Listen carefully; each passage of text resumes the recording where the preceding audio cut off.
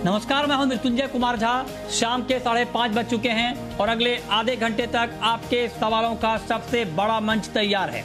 अगर आपने कमोडिटी में ट्रेड किया है या फिर नया ट्रेड करना चाहते हैं, जानना चाहते हैं कि आपके लिए कहां पर कमाई के मौके बनेंगे, तो आप सवाल पूछिए। नंबर आप नोट कर लें 022-2300-1634। इसके अलावा आप 022-2300-1635 पर भी अपना सवाल पूछ सकते हैं।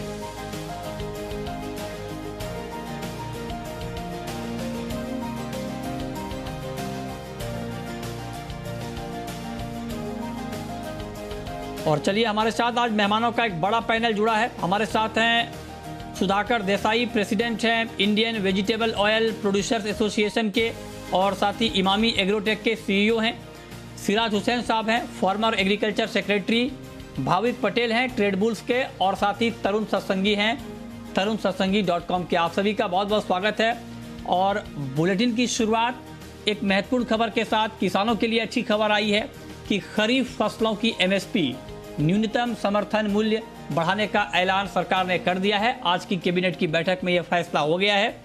और आपको बता दें कि धान की जो एमएसपी है वो 72 रुपये बढ़ाकर 1940 रुपये प्रति क्विंटल कर दी गई है। तिल का सरकारी खरीद भाव 452 रुपये प्रति क्विंटल बढ़ा है। सबसे ज़्यादा बढ़ोतरी तिल के सरकारी खरीद भाव में हुई है। हालांकि तिल की कितनी सरकारी खरीद होती है, इस पर हम आगे बात करेंगे। तुअर और उड़द की एमएसपी 300 रुपये प्रति क्विंटल बढ़ी है, और तुअर उड़द की एमएसपी बढ़कर 6300 रुपये प्रति क्विंटल हो गई है। सोयाबीन फसलों की सोयाबीन की एमएसपी बढ़कर 3950 रुपये प्रति क्विंटल हो गई है। तो मतलब ये कि अच्छी बढ़ोतरी हुई है खरीफ फसलों की एमएसपी में। मेरा सबसे पहला सवाल आपसे होगा सिराज हुसैन साहब। सर, ये जो एमएसपी के आंकड़े आए हैं, तुअर उड़द जो दलहन खरीफ की दलहन है वहाँ पर 300 रुपये प्रति क्विंटल की बढ़ोतरी की गई है। सोयाबीन जो तिलहन की फसल है मेनली खरीफ की, 3880 रुपये से बढ़ाकर 3950 रुपये एमएसपी की गई है। आपको लगता है कि ठीक ठाक बढ़ोतरी है और किसानों को प्रोत्साहित करने में ये बढ़ोतरी काफ़ी है खरीफ फसल की बुआई को लेकर, खेती को लेकर? मृत्युंजय, मुझे ये लगता है कि धान में जो मैं एक्सपेक्ट कर रहा था उसी के आसपास एमएसपी में बढ़ोतरी हुई है, तकरीबन 4%। लेकिन मुझे ये लगता था कि क्योंकि दालों के भाव बहुत बढ़ रहे हैं और ऑयल सीड के भाव भी बहुत, ग्लोबल प्राइसेस भी हाई हैं और एक्सपेक्टेशन भी हाई है, इन्फ्लेशन भी हो रहा है, तो मुझे ये लगता था कि तूर और उड़द में इससे ज्यादा या 5% की इजाफा भारत सरकार ने दिया है। तो मैं ये उम्मीद कर रहा था ये करीब 7-8% के आसपास होगा।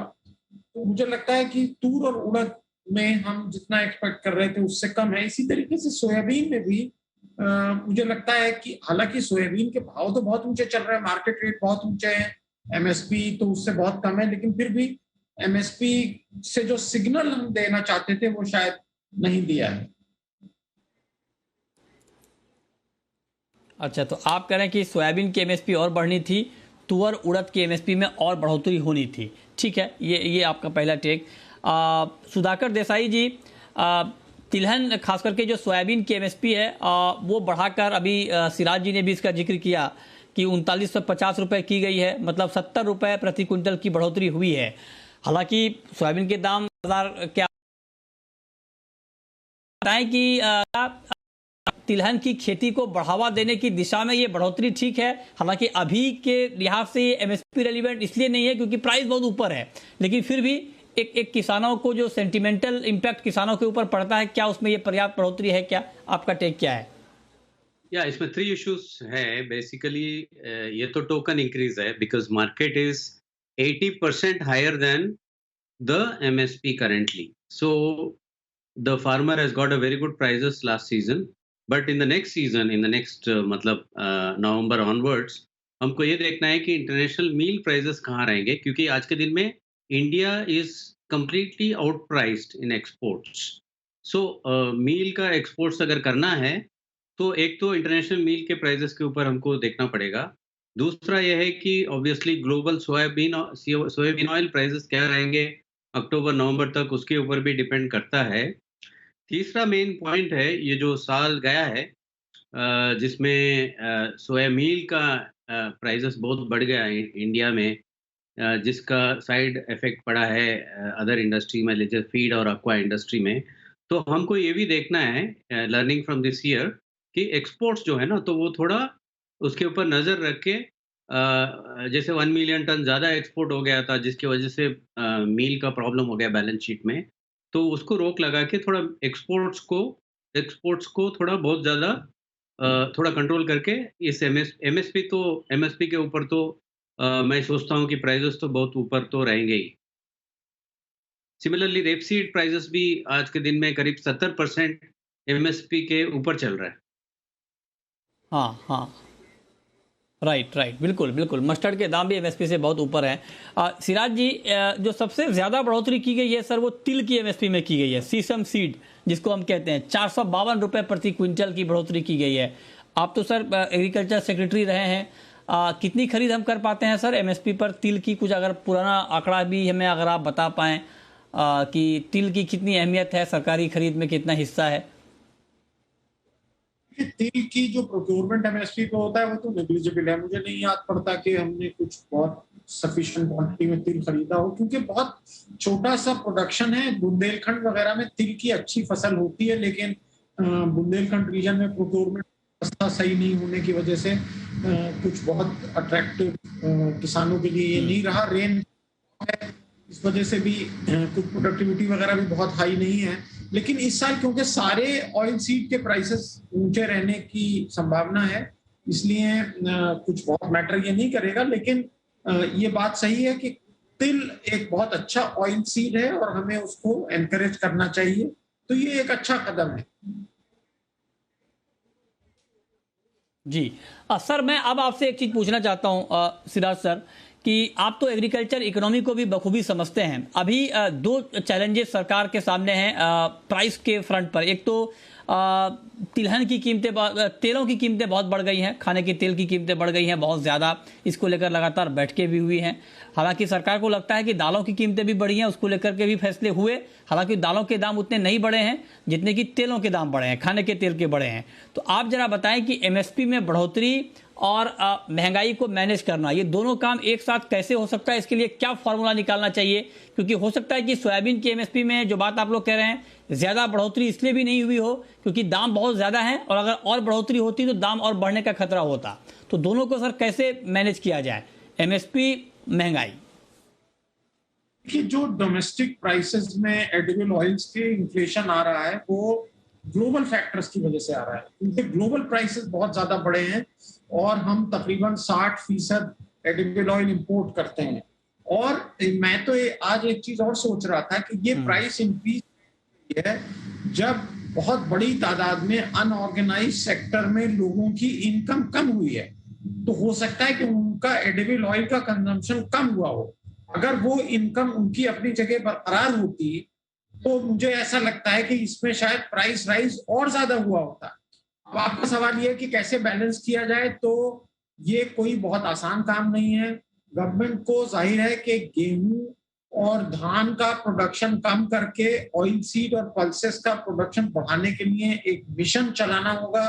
वो मिशन एक national mission on oil seed and pulses चल भी रहा है, लेकिन उस पर कुछ बहुत ज्यादा ध्यान देने की जरूरत है जितना अभी हम दे रहे हैं। और उसमें कई चीजें और चाहिए, उसमें रिसर्च चाहिए, उसमें प्रोडक्टिविटी इंक्रीज चाहिए, उसमें बीमारियां ना लगे वो चाहिए, और किसी किसी रीजन में जाहिर है कि प्रोक्योरमेंट की भी व्यवस्था बेहतर करने की जरूरत है। तो ये रणनीति मुझे लगता है भारत सरकार का कृषि मंत्रालय बना रहा होगा नीति आयोग के साथ, और हम हो सकता है कि अगले चंद महीनों में इस पर कुछ कदम देखें। बिल्कुल सर, ये आपने बहुत महत्वपूर्ण सुझाव दिया है। बहुत शुक्रिया सर आपका हमारे साथ जुड़ने के लिए, इस पर बातचीत करने के लिए। अब देसाई जी, मैं आपसे एक सवाल और पूछना चाहता हूँ। एक खबर ये आई, हालांकि पहले ही इसका ऐलान हो गया था, अब कल से इम्प्लीमेंट हुआ है, कि सरकार ने सरसों तेल की ब्लेंडिंग पर रोक लगा दी है। मतलब जो मल्टी सोर्सेज ऑयल होते हैं उसकी ब्लेंडिंग पर रोक लगा दी है। मतलब अब ये कि सरसों सिर्फ प्योर फॉर्म में सरसों का ऑयल बिकेगा, शुद्ध सरसों का तेल बिकेगा। ये बताइए सर कि इसका क्या इम्पैक्ट होगा, क्या ये ठीक कदम है, ठीक फैसला है सरकार का? देखिए, ये कोई नया चीज़ नहीं है। 9 मार्च को ही ये बता दिया गया था कि 8 जून से ये मस्टर्ड ऑयल में ब्लेंडिंग अलोन नहीं किया जाएगा एंड ब्लेंडेड ऑयल का नॉमेनक्लेचर जो है वो मल्टी सोर्स्ड ऑयल किया जाएगा। तो आज जो नोटिफिकेशन आया है it is more from the Agmark in terms of execution of the same. But on behalf of the industry, I only want to say कि ये सब ब्रांडेड है, ये लूज ऑयल नहीं है, ये सब ब्रांडेड है। तो बहुत सारी कंपनियां ब्रांड में इन्वेस्ट करते हैं based on the earlier rules. So ये जो एफएसएसआई एंड एगमार का जो रूल्स है, वंस फॉर ऑल थोड़ा स्टेबिलिटी लाने की जरूरत है कि ये हमारा पॉलिसी रहेगा for next 2-3 years. Then only industry can invest in brands and develop. And also there is a difference between mustard oil has been excluded separately other than other oils, so that इस फैसले के बाद क्या mustard oil का जो branded oil है mustard का, उसके दाम कुछ बढ़ सकते हैं क्या? दाम इतना ज्यादा नहीं बढ़ेगा क्योंकि ब्लेंडेड ऑयल मार्केट मस्टर्ड के साथ इतना बहुत ज्यादा नहीं है।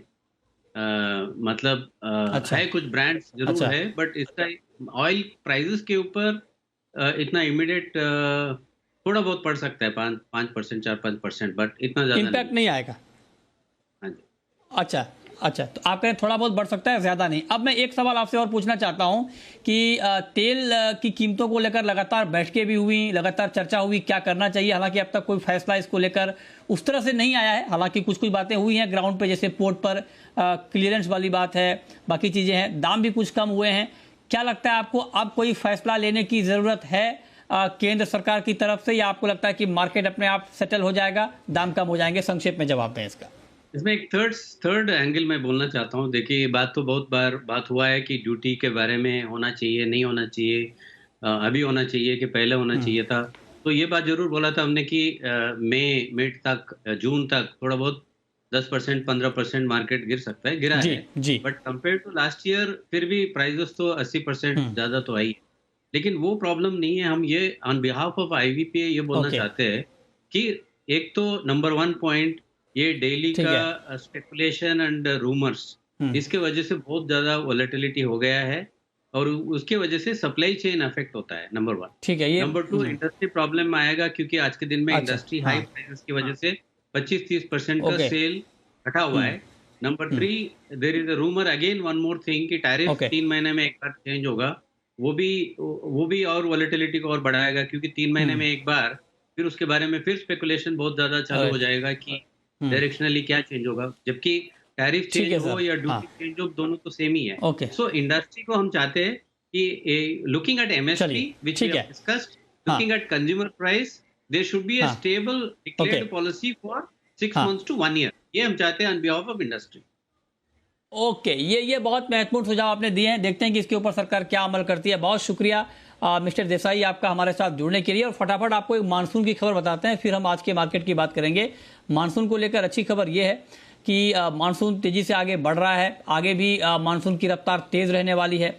और मुंबई में मानसून की दस्तक हो चुकी है और 14-15 जून तक ज़्यादा बारिश की संभावना मुंबई और महाराष्ट्र के आसपास के इलाकों में जताई गई है। आइए आपको सुनाते हैं कि आईएमडी के डीजीएम मृत्युंजय मोहपात्रा ने जी बिजनेस से खास बातचीत में क्या कहा है। जैसे ओढ़े का स्थिति है, इसमें एबो नॉर्मल रेनफॉल पूरी कंट्री में चल रहा है। 29% एबो normal rainfall for the country जो होल्ड चल रहा है जून महीना में अभी तक। और ये जो लो प्रेशर एरिया बन रहा है, इसकी वजह से भी up to 3rd week of June भी अच्छा बारिश होने वाला है। इसके बाद ही और लो प्रेशर सिस्टम बन सकता है। जून महीने के लिए जो हम पूर्वानुमान दिए हैं 1 जून को, इसके हिसाब से नॉर्मल रेनफॉल लगभग मेजर पार्ट ऑफ कंट्री में रहेगा। और ये नॉर्मल रेनफॉल जो होगा जरूर ये सोइंग के लिए बहुत अच्छा होगा और हमारा जो क्रॉप्स वगैरह के लिए बहुत अच्छा है।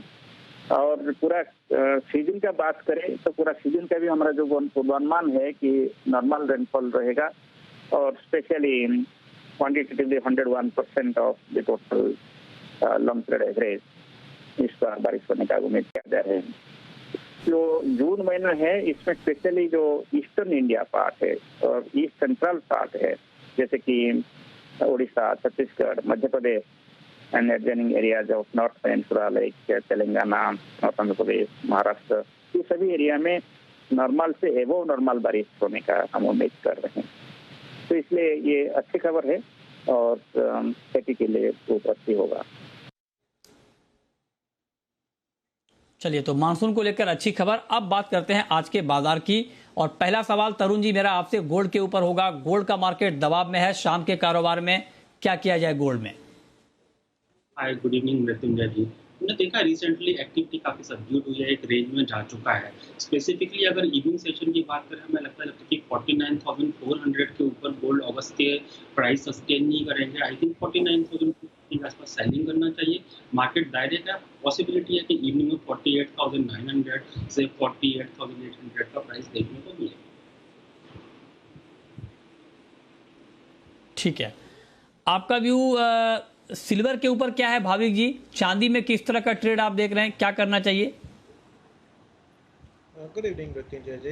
देखिए, चांदी में भी अगर देखें तो एक सीमित दायरे में ही आज के दिन तो कारोबार है, और आई थिंक मेन ट्रिगर अगर देखें तो कल का जो इन्फ्लेशन नंबर है वही रहेगा गोल्ड सिल्वर के लिए। आज के दिन मुझे लग रहा है कि अगर थोड़ा ऊपर आता है 71,600 के करीब जुलाई कॉन्ट्रैक्ट, तो वहाँ से एक बार बेच सकते हैं 72,000 के स्टॉप लॉस है, और टारगेट रख सकते हैं 71 से 70,800 का। ठीक है, ओके। अब शुरू करते हैं सवाल और जवाब। पहला सवाल है अनुराग जैन का, पूछिए जैन साहब। सर मेरा दोनों एक्सपर्ट सर जी से प्रश्न है सर। कल के लिए सर सिर्फ चने में सर कल किस वाह पे मतलब खरीदूं, किस वाह पे बेचूं, और कल क्या मोमेंटम पॉजिटिव रहेगा कि नेगेटिव रहेगा, और पॉजिटिव रहेगा तो कितना ऊपर में पॉजिटिव रहेगा, और नेगेटिव तो कितना नेगेटिव? चने की बात कर रहे हैं आप? ओके, ठीक है, बताइए तरुण जी।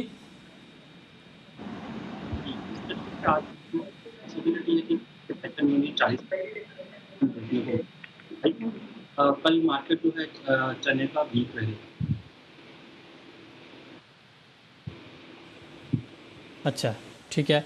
भाभी जी, आपका व्यू क्या है चने के ऊपर? 30 रुपए आज करीब गिरकर बंद हुआ है, जुलाई का वायदा 5200 के नीचे, क्या लगता है आपको?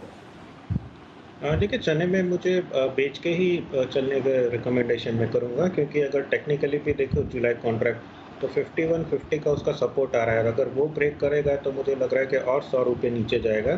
तो कल के दिन अगर 5220 के करीब आता है तो वहाँ से बेच सकते हैं 5260 के स्टॉप लॉस से, या तो फिर 5150 पर ब्रेक करता है तो 5200 के स्टॉप लॉस से वो बेच सकते हैं 5100 के 5050 के टारगेट के लिए। ठीक है, ओके। अगला सवाल है कैलाश चंद्र मोदी का, सदलपुर से है हमारे साथ, पूछिए कैलाश जी। नमस्कार सर। सर करोड़ अब 5500 जाने की संभावना बढ़ गई क्या? और क्या ऐसा है कि डिमांड एकाएक बढ़ गई है और सप्लाई शॉर्ट हो गई क्या? थोड़ा बताने का करें। चलिए, अच्छा सवाल आपने क्रूड पर पूछा है। क्रूड का भाव 2.5 साल की ऊंचाई पर है। बताइए तरुण जी, क्या जिस तरह से क्रूड के दाम बढ़ रहे हैं, क्या ऐसे में 5500 तक जाने की का रास्ता आप साफ दिख रहा है क्या, या आपको लगता है कि अभी ये लेवल छूना थोड़ा टफ होगा? अगर ईरान के ऊपर से सैंक्शन हटा देते तो हो सकता है कि quite a bit short term में प्रॉफिट देखने को मिले, प्रॉफिट बुकिंग। लेकिन क्योंकि ये डिले हो रहा है मामला, इसकी वजह से मार्केट का पूरा कॉन्सेंट्रेशन है वो इकोनॉमिक कंडीशंस के ऊपर है। साइमल्टेनियसली जिस तरीके से अभी क्या है रिस्ट्रिक्शंस ईज हो रही है ग्लोबली, तो कहीं ना कहीं ये होप किया जा रहा है कि आने वाले टेन्योर के अंदर ऑयल का डिमांड फ्रॉम नाउ हायर होगा। साइमल्टेनियसली इन्वेंट्रीज भी अभी देखें, फ्लोटिंग इन्वेंट्रीज की बात करें, चाहे यूएस में इन्वेंट्रीज की बात करें, तो वो डिक्लाइन करना चालू कर दिया। ये भी एक वन ऑफ द फैक्टर्स है जो कि सपोर्ट कर रहा है। तो आई थिंक शॉर्ट टर्म में it is poised for a further up rally. 75 WTI आ सकता है in the coming sessions. And अगर हम बात करें डोमेस्टिक मार्केट की, तो लगता है कि 5250 से 5300 तक प्राइस आ सकते हैं। ठीक है, मेटल मार्केट पर भाविक जी आपकी राय क्या है, और आज के लिए आपकी टॉपिक क्या है? बेस मेटल में कहां पर ट्रेड लिया जाए? देखिए, बेस मेटल्स अगर देखें तो थोड़े बहुत कंसोलिडेट हो रहे हैं, और अगर हम देखें तो ऊपर जाके फिर वापस से गिरावट देखने को मिल रही है। तो जो पहले 2 वीक से पहले के जो अपना अपसाइड सस्टेन मूव था, अब वो नहीं आ रहा है। कहीं ना कहीं थोड़ी बहुत प्रॉफिट बुकिंग दिख रही है। तो मेरा टॉप पे एक लेड रहेगा, क्योंकि अगर लेड कल से भी देखे तो 170-150 के ऊपर सस्टेन नहीं कर पा रहा है, और सारे बेस मेटल्स में वही एक है जो अंडर परफॉर्म कर रहा है। तो बेचने के लिए वो परफेक्ट कैंडिडेट है। तो 172 के करीब आता है जून कॉन्ट्रैक्ट, तो बेच सकते हैं। टारगेट रख सकते हैं 170.80 का, स्टॉप लॉस रख सकते हैं 173 का। ओके, आपकी कोई टॉपिक तरुण जी आज के लिए बेस मेटल में? See like precious metal, base metals के अंदर भी हमने देखा है काफी रेंज बाउंड मूवमेंट हो रहा है। लाइक कॉपर में हम देख रहे हैं 735 733 से बाइंग आ रहा है, 745 50 से सेलिंग आ रहा है। अगर स्पेसिफिकली बात की जाए दायरे का कारोबार है, मेरे को लगता है कि अगर निकल का प्राइस ऊपर की तरफ 1335 के आसपास या 1330 के आसपास आए तो एक बार शॉर्ट टर्म के लिए उसमें बिकवाली किया जा सकता है 1340 के ऊपर के स्टॉप लॉस के साथ। हो सकता है कि कपल ऑफ डेज और मे बी प्रॉब्ली आज या कल के अंदर 1306 का प्राइस देखने को मिले। ठीक है, अब वक्त है रैपिड फायर राउंड का।